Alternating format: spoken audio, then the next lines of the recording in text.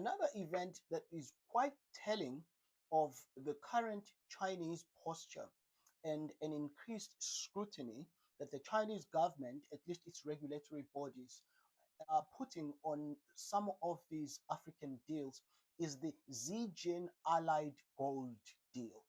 May 29th was the deadline for this 4 billion deal to acquire Allied gold of Mali. Remember, Mali is Africa's third largest producer of gold after, of course, South Africa and Ghana. So this was a big deal. Well, the National Development and Reform Commission, which has the last say so as far as regulation in China on these matters, came back and extended the deadline by 6 weeks. Said, well, July 29th, 2026 is now the new deadline, which is a wink to say, well, there's displeasure and there are things to be fixed. According to sources, there are two issues that immediately bubble up to the surface. One is valuation.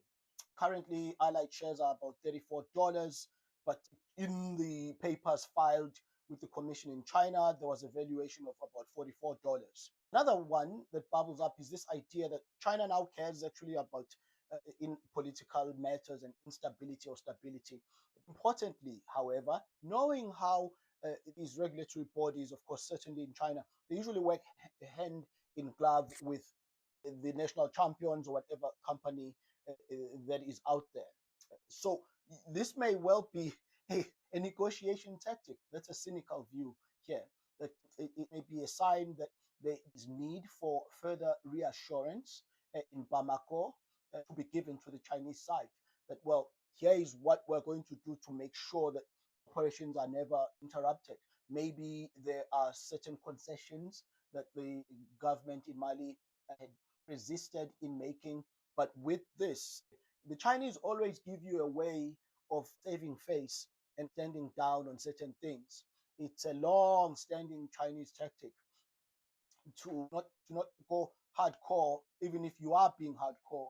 So the organization here gets to say, well, it's a regulatory body. It needs to be satisfied. There's nothing we can do about it.